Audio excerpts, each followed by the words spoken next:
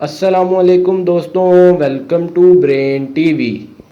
नाज़रीन ग्रामी, आज के इस तरक्की याफ्ता ज़माने में साउथ कोरिया एक ऐसा वाहिद मुल्क है जहाँ पर डांसिंग और सिंगिंग को सबसे ज़्यादा सपोर्ट दी जाती है। यहाँ पर इस इंडस्ट्री के लाखों नहीं बल्कि करोड़ों फैंस मौजूद हैं। साउथ कोरिया की इस इंडस्ट्री को के पॉप का नाम दिया जाता है, जहाँ पर लाखों नहीं बल्कि करोड़ों के पॉप आर्टिस्ट काम कर रहे हैं। लेकिन आज की इस वीडियो में मैं आपको बताऊंगा कि कैसे ये के पॉप आर्टिस्ट अपने सॉन्ग के ज़रिए दुनिया भर में शैतानी पैगाम पहुँचा रही हैं जिन्हें हम नज़रअंदाज कर देते हैं। तो चलिए शुरू करते हैं आज की वीडियो।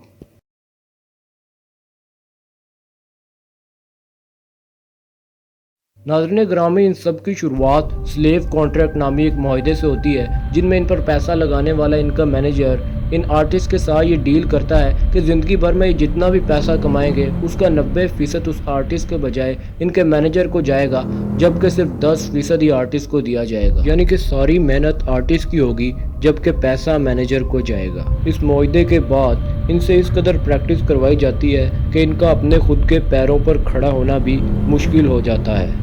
इसके अलावा कई दफ़ा तो प्रैक्टिस की वजह से इन्हें सोने तक का टाइम भी नहीं मिलता, और अगर कोई आर्टिस्ट गलती से वेट गेन कर लेता है तो उससे सख्त तरीन डाइट करवाई जाती है। मिसाल के तौर पर अगर वो एक दिन में 3 दफ़ा खाना खाता है तो उसे सिर्फ 2 दफ़ा खाना दिया जाएगा, वो भी हल्का फुल्का, और इसके बदले में उसे सख्त तरीन मेहनत करवाई जाएगी। कैमरे के सामने खुशहाल नज़र आने वाले इन स्टार्स की ज़िंदगी असल हकीकत में बहुत ही ज़्यादा पुरस्कार होती है।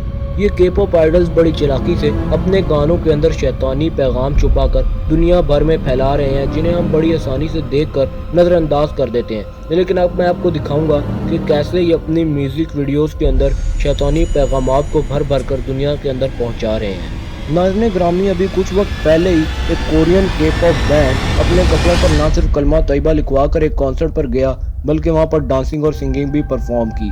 यह साफ साफ इस्लाम की तौहीन है, क्योंकि इस्लाम में कलमा तैयबा का मतलब अल्लाह ताला को एक मानने की गवाही देना है। इसके बाद जब इनसे मुख्तलिफ तरह के सवालात किए जाने लगे तो इनके फैंस ने इन्हें यह कहकर डिफेंड करना शुरू कर दिया कि ये इस्लाम के मुतल्लिक कुछ नहीं जानते, जबकि ये सरासर झूठ है, क्योंकि इनका कोई भी कॉन्सर्ट बगैर किसी ड्रेस कोड और बाकी सारे इंतज़ाम के बगैर हो ही नहीं सकता। अब अगर बात की जाए दुनिया के मशहूर व मारूफ बैंड BTS के बारे में, तो इनके भी बहुत सारे ऐसे गाने हैं जिनके अंदर शैतानी पैगाम छुपाए गए हैं और इल्यूमिनाटीज़ को प्रमोट किया गया है।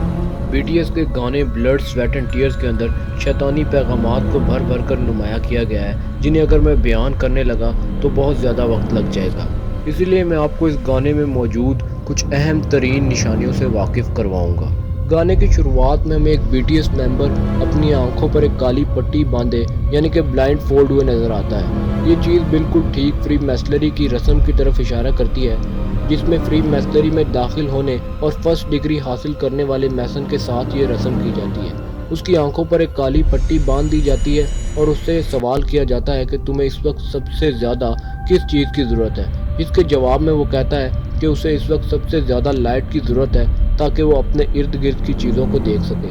दोस्तों, फ्री मैसलरी की 3 डिग्रियाँ होती हैं और तीनों डिग्रियों में यही रस्म, यही रिचुअल किया जाता है। दूसरी डिग्री में जब उनसे सवाल पूछा जाता है कि तुम्हें सबसे ज़्यादा किस चीज़ की ज़रूरत है, तो वो फिर से यही चीज़ रिपीट करता है। लेकिन जब तीसरी डिग्री में उससे ये सवाल दोबारा पूछा जाता है तो वो कहता है कि उसे और यानी कि मज़ीद लाइट या रोशनी की ज़रूरत है।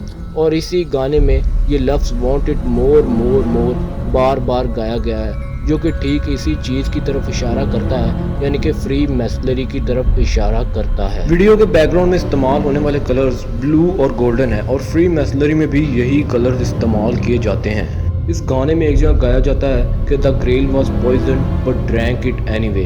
दोस्तों, यहाँ पर लफ्ज़ ग्रेल का मतलब प्याला है। इसके मुतल्लिक आयत करीमा में कहा गया है, और ना तो तुम्हें शयातीन के प्यालों में से पीने की इजाज़त है और ना ही खुदा के प्याले में से पीने की इजाज़त है। लफ्ज़ खुदा के प्याले के लिए हॉली ग्रेल का वर्ड इस्तेमाल किया जाता है, लेकिन इस लाइन में कहीं भी हॉली नामी कोई वर्ड नहीं आया। यहाँ पर कहा गया है कि द ग्रेल वॉज पॉइजन, यानी कि वो प्याला जहरीला था, لیکن پھر بھی انہوں نے اسے پیا، جس کا مطلب یہ ہے کہ انہوں نے اپنے پورے ہوش و حواس میں یہ کانٹریکٹ کیا ہے اور اب یہ شیطان کے ساتھ ملے ہوئے ہیں، یعنی کہ اس کے ماتحت کام کرتے ہیں۔ بی ٹی ایس کے اس گانے بلڈ سویٹس اینڈ ٹیئر کے اندر ایک ممبر کو شیطانی مجسمے یعنی کہ اسٹیچو آف لوسیفر کو چومتے ہوئے بھی دکھایا گیا ہے، اور اس کے علاوہ ایک بی ٹی ایس ممبر کو شیطان یعنی کہ لوسیفر کے طور پر دکھایا گیا ہے، جس کے پروں کو کاٹ دیا گیا۔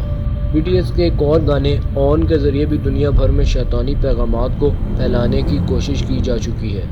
ان کے اس گانے کے اندر ہمیں ایک ممبر زمین پر لیٹا نظر آتا ہے، جو کہ ٹھیک کراس کے اینگل میں لیٹا ہوا ہے۔ انہوں نے بڑی چالاکی سے کیمرہ اینگل بھی ٹاپ کا رکھا تاکہ یہ سائن نمایاں کیا جا سکے۔